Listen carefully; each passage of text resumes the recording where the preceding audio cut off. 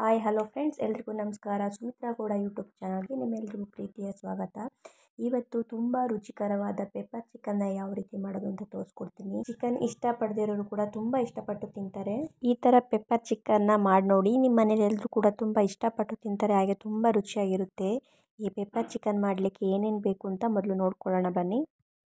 ಕರಿಬೇವು ಮತ್ತು ಹೆಚ್ಚಿಟ್ಕೊಂಡ ಹಸಿಮೆಣ್ಸಿನ್ಕಾಯಿ, ಸ್ವಲ್ಪ ಶುಂಠಿ ಬೆಳ್ಳುಳ್ಳಿ ಪೇಸ್ಟು, ಒಂದು ಅರ್ಧ ಟೇಬಲ್ ಸ್ಪೂನ್ ಆಗೋಷ್ಟು, ಮತ್ತು ಬೆಳ್ಳುಳ್ಳಿನ ಸಿಪ್ಪೆ ತೆಗೆದು ಜಜ್ಜಿ ಇಟ್ಕೊಂಡಿದ್ದೀನಿ. ಹಾಗೆ ಜೀರಿಗೆ ಒಂದು 3 ಟೇಬಲ್ ಸ್ಪೂನಷ್ಟು, ಮೆಣಸು 1 ಟೇಬಲ್ ಸ್ಪೂನ್. ಈ ಜೀರಿಗೆ ಮತ್ತು ಮೆಣಸನ್ನು ನಾವು ಬಿಸಿ ಮಾಡಿಕೊಂಡು ರುಬ್ಕೊಬೇಕು. ಒಂದು ಅರ್ಧ ಟೇಬಲ್ ಸ್ಪೂನಷ್ಟು ಅರಿಶಿನ ಪುಡಿ, ಮತ್ತು ಒಂದು 3ರಿಂದ 4 ಈರುಳ್ಳಿ, ಮತ್ತು 1 kg ಚಿಕನ್ನು, ಹಾಗೆ ಒಂದು ಸಣ್ಣದು ಟೊಮೊಟೊನ ತೊಗೊಂಡಿದ್ದೀನಿ. ಮೊದಲಿಗೆ ಇಲ್ಲಿ ಒಂದು ಪ್ಯಾನ್ನ ಬಿಸಿ ಹಾಕಿಟ್ಟು ಅದಕ್ಕೆ ತೊಗೊಂಡಿದ್ವಲ್ಲ ಜೀರಿಗೆ ಮತ್ತು ಮೆಣಸನ್ನ ಹಾಕ್ಕೊಂಡು ಚೆನ್ನಾಗಿ ಬಿಸಿ ಮಾಡಿಕೊಂಡು ಹುರ್ಕೊತಾ ಇದ್ದೀನಿ. ಚೆನ್ನಾಗಿ ಘಮ ಬರೋವರೆಗೂ ಹುರ್ಕೊಬೇಕು. ಹುರ್ಕೊಂಡಾದ್ಮೇಲೆ ತಣ್ಣಗಾದ್ಮೇಲೆ ಅದನ್ನು ಮಿಕ್ಸಿಗೆ ಹಾಕಿ ಪೌಡ್ರ್ ಮಾಡ್ಕೊಬೇಕು. ಮತ್ತು ಇನ್ನೊಂದು ಬಾಣಲೆಗೆ 1-2 ಟೇಬಲ್ ಸ್ಪೂನ್ ಎಣ್ಣೆನ ಹಾಕ್ಕೊಂಡು ಅದಕ್ಕೆ ತೊಗೊಂಡಂಥ ಕರಿಬೇವನ್ನು ಸೇರಿಸಿ ಚೆನ್ನಾಗಿ ಫ್ರೈ ಮಾಡ್ಕೊಬೇಕು. ಕರಿಬೇವು ಫ್ರೈ ಆದಮೇಲೆ ಹಸಿಮೆಣ್ಸಿನ್ಕಾಯಿನ ಸೇರಿಸ್ಕೊಂಡು ಫ್ರೈ ಮಾಡ್ಕೊಬೇಕು. ಹಸಿಮೆಣ್ಸಿನ್ಕಾಯಿನ 1-2 ಸೆಕೆಂಡು ಫ್ರೈ ಮಾಡ್ಕೊಂಡ್ಮೇಲೆ ಹೆಚ್ಚಿಟ್ಕೊಂಡು ಈರುಳ್ಳಿ ಸೇರಿಸ್ಕೊಂಡು ಈರುಳ್ಳಿ ಕೂಡ ಸಾಫ್ಟ್ ಆಗಬೇಕು, ಅಲ್ಲಿವರೆಗೂ ಸ್ವಲ್ಪ ಫ್ರೈ ಮಾಡ್ಕೊಬೇಕು. ಈರುಳ್ಳಿ ಫ್ರೈ ಆದ ನಂತರ ಜಜ್ಜಿಟ್ಕೊಂಡ ಬೆಳ್ಳುಳ್ಳಿನ ಸೇರಿಸ್ಕೊಂಡು ಫ್ರೈ ಮಾಡ್ಕೊತಾ ಇದ್ದೀನಿ. ಬೆಳ್ಳುಳ್ಳಿ ಫ್ರೈ ಆದ ನಂತರ ಜೊತೆಗೆ ಶುಂಠಿ ಬೆಳ್ಳುಳ್ಳಿ ಪೇಸ್ಟ್ ಹಾಕ್ಕೊಂಡು ಶುಂಠಿ ಬೆಳ್ಳುಳ್ಳಿ ಪೇಸ್ಟು ಹಸಿ ವಾಸನೆ ಹೋಗುವವರೆಗೂ ಫ್ರೈ ಮಾಡ್ಕೊಬೇಕು. ಶುಂಠಿ ಬೆಳ್ಳುಳ್ಳಿ ಪೇಸ್ಟು ಹಸಿ ಸ್ಮೆಲ್ ಹೋದ್ಮೇಲೆ ಚಿಕನ್ನ ಸೇರಿಸ್ಕೊಂಡು ಅದಕ್ಕೆ ಹೆಚ್ಚಿಟ್ಕೊಂಡ ಟೊಮೊಟೊ, ಅರಿಶಿನ ಪುಡಿ, ರುಚಿಗೆ ತಕ್ಕಷ್ಟು ಉಪ್ಪನ್ನು ಸೇರಿಸ್ಕೊಂಡು ನೀಟಾಗಿ ಫ್ರೈ ಮಾಡ್ಕೊಬೇಕು.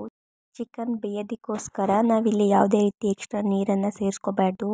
ನಾವು ಚಿಕನ್ನಲ್ಲೇ ನೀರಂಶ ಏನಿರುತ್ತೆ ಅದು ಬಿಟ್ಕೊಂಡು ಚೆನ್ನಾಗಿ ಬೇಯುತ್ತೆ.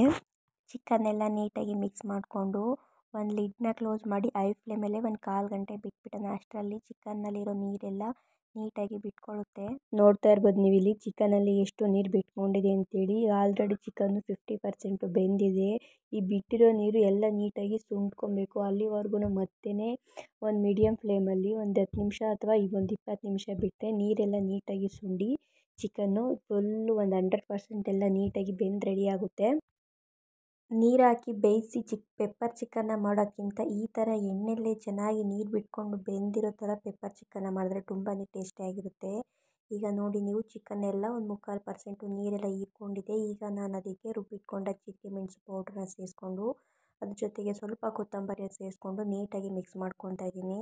ಇದನ್ನ ನೀಟಾಗಿ ಮಿಕ್ಸ್ ಮಾಡಿಕೊಂಡು ಒಂದು 5 ನಿಮಿಷ ಬಿಟ್ಕೊಳ್ಳೋಣ. ಅದು ಜೀರಿಗೆ ಮೆಣಸು ಏನಿರುತ್ತೆ ಅದೆಲ್ಲ ನೀಟಾಗಿ ಹೊಂದ್ಕೋಬೇಕು.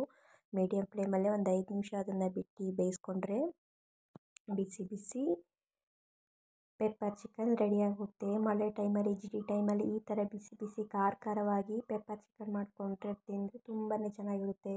ಮತ್ತು ಬಾಯಿ ಕೆಟ್ಟಿರೋರು ಕೂಡ ತುಂಬಾ ಚೆನ್ನಾಗಿತ್ತು, ತುಂಬಾ ಚೆನ್ನಾಗಿ ಬಂದಿತ್ತು. ನನ್ನ ಹಸ್ಬೆಂಡು ಕೂಡ ತುಂಬ ಇಷ್ಟಪಟ್ಟು ತಿಂದರು, ಸೂಪರಾಗೈತೆ ಅಂತ. ನೀವು ಕೂಡ ನಿಮ್ಮ ಮನೆಗೆ ಒಂದ್ಸಲ ಟ್ರೈ ಮಾಡಿ ನೋಡಿ ಹೇಗಿತ್ತು ಅಂತೇಳಿ ಕಮೆಂಟ್ ಮಾಡಿ ತಿಳಿಸಿ. Thank you for watching. Bye.